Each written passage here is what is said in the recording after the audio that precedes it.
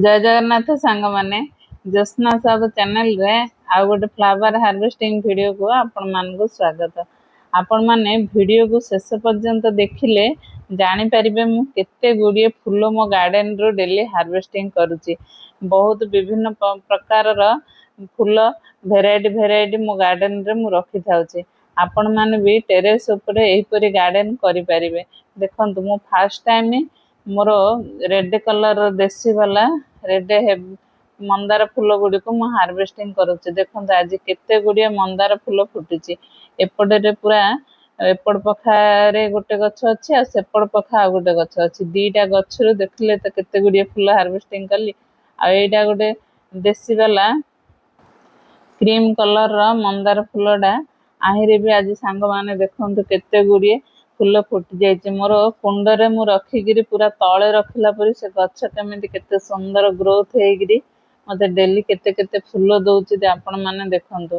प्रत्येक गछर केयर आपण माने ठीक टाइम रे करि पारिले माने पोक लागिले ताको स्प्रे करबा मेंटेन करके रखिबा ठीक टाइम रे फर्टिलाइजर देबा पानी देबा सबु को माने गछर प्रॉपर केयर करि पारले तळे लगेला पर सांग माने कुंडर हेले एमिति फूल पाई परिबे। देखो तले लगेले भी केते जगह भी ठीक से फूल हो न था जति फूल मो कुंड रे माने टॉप रे लगेगिरी मोर छात ऊपर टेरेस गार्डन रे केते गुडिये फूल मते हार्वेस्टिंग की मिल जाउची। आपण मान भी एही परी गार्डनिंग करंतु। देखंतु मु संध्या रे कि सखाळे मु आसीगिरी छात ऊपर बुलीची गछ सहित प्रत्येक गछ सहित कथा होउची माने मन खुशी लागि जाउची मते।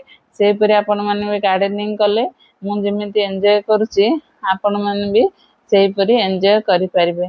आ केते सुंदर भेराइटी फूल गार्डन रो हार्वेस्टिंग करि परिबे। देखंतु एठी मोर एटा येलो कलर रो बिग वालाटा एबे वर्षा पड़िला परे आर भी डेली गोटे दीटा फुटी जाउची। आज दीटा फूल फुटिची केते सुंदर लागुची। एटा बड़ो साइज रो फूलडा खरा दिने एटा टिके सानो साइज हे जाउतला एबे वर्षा पानी पड़ला परे बड़ बड़ हे जाइची। आ एटा मोर गोटे भी क्रीम कलर आलमंड फ्लावर टा आज चारिटा फूल फुटिची। एटा टिके बड़ साइज फूलडा आ एटा येलो कलर आलमंडा एटारे तो सांग माने बहुत फूल फुटुची।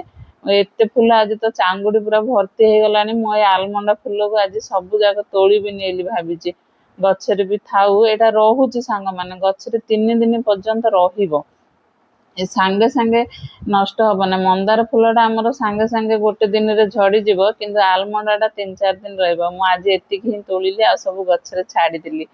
आ एठी मोर गंगशिउली फूलटा डेली भी हाइब्रिड गंगशिउली गछटा मुठाटे बाहरी पड़ुची। एटा मोर राधा चूड़ा आहिरे भी डेली मते सांग माने मुठाटे नाके बाहरी पड़ुची। देखंतु मो चांगुड़ी पूरा भर्ती हेगो आसलानी।